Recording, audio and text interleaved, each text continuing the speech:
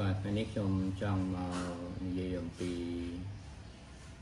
អាជីវកម្មខ្នាតតូចនិងមធ្យមនៅក្នុងប្រទេសជាតិកម្ពុជាយើងដោយខ្ញុំមានពិសោធន៍មួយចំនួនដែលបានមានឱកាស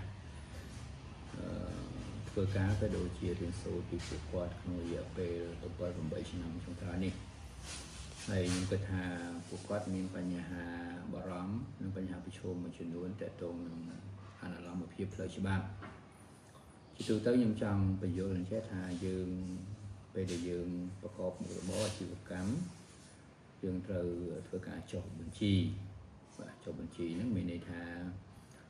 បើសិនជាយើងមិនមែននៅក្នុងសេដ្ឋកិច្ចប្រព័ន្ធទេបើយើងចង់ចុះបញ្ជីមានន័យថាយើងត្រូវចុះបញ្ជីតាមថ្នាលនៅក្នុងប្រព័ន្ធ CAMDX ហើយបច្ចុប្បន្ននេះ2025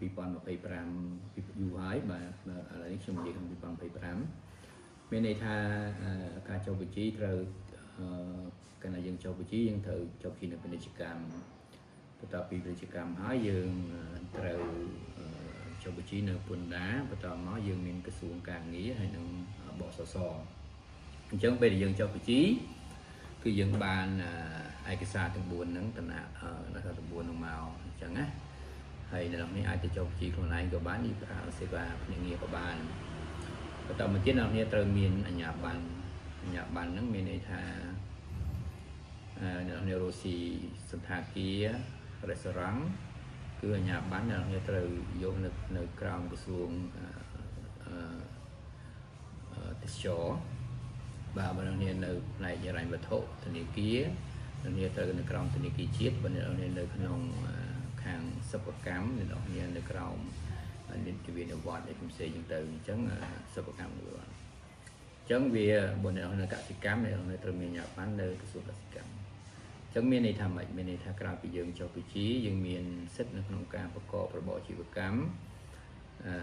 កាលណាយើងចុះបញ្ជីពន្ធដារយើងមានសិទ្ធិចេញវិក័យប័ត្រស្របច្បាប់ទៅតាមអនុលោមភាពរបស់ពន្ធដារប៉ុន្តែរឿងសំខាន់ដែលអ្នកនរគ្នាក្រៅពីចុះបញ្ជីហើយរឿងដែលសំខាន់គឺអ្នកនរគ្នាត្រូវមានក្រុមការងារក៏ដូចជាគណនេយ្យឲ្យបានច្បាស់លាស់ហើយការចុះបញ្ជីអ្នកនរគ្នាអាចចុះបញ្ជីពន្ធដារនៅក្នុងទម្រង់3អាចថា3នឹងយើងអាចចុះបញ្ជីពន្ធតូចពន្ធមធ្យមពន្ធតូចបានន័យថា250លានមួយឆ្នាំឡើងពន្ធតូចឈុំឬក៏យើងអាចពន្ធធំកម្រិត1និងកម្រិត2ហើយនឹងទៅតាមផលបររបស់យើងពន្ធតូចបច្ចុប្បន្ននេះច្បាប់យើងពុំបានយើងទៅកាន់បញ្ជីស្នាមនឹងត្រឹមត្រូវហើយបញ្ជីស្នាមទីទូទៅយើងតាមការកាន់បញ្ជីស្នាមតាមការគណនេយ្យសាមញ្ញហើយពន្ធមធ្យមឡើងទៅយើងត្រូវកាន់បញ្ជីស្នាមទៅតាមស្តង់ដារអន្តរជាតិកម្ពុជា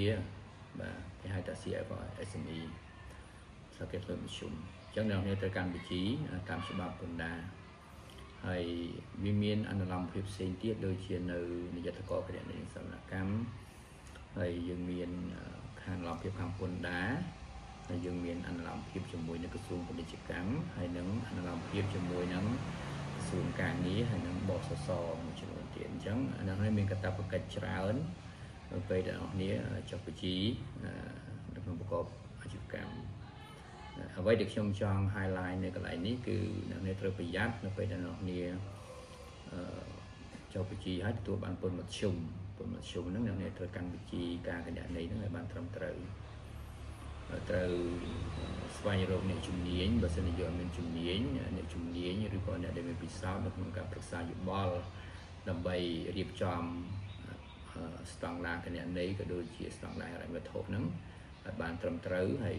ប្លង់គណនេយ្យឲ្យបានច្បាស់លាស់ដើម្បីយើងអាចមាន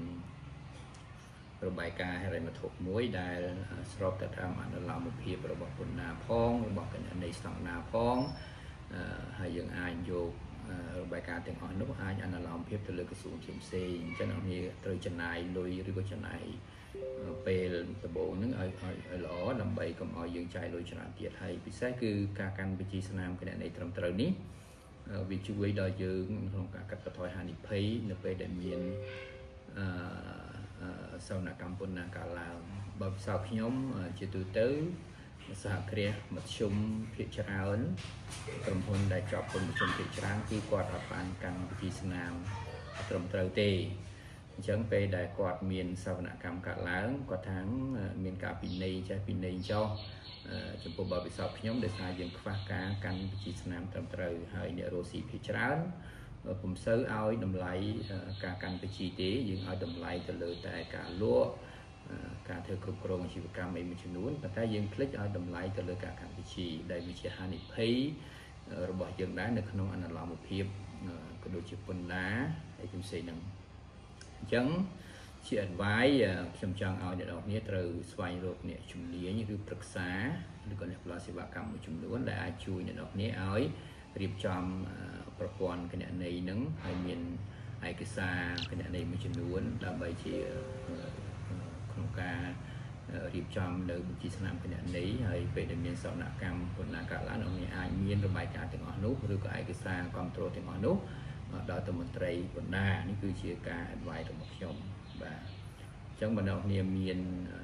ចម្ងល់អីផ្សេងទៀតពាក់ព័ន្ធនឹងអ្វីដែលខ្ញុំបានលើកឡើងទាក់ទងការចុះបញ្ជីក៏ដូចជា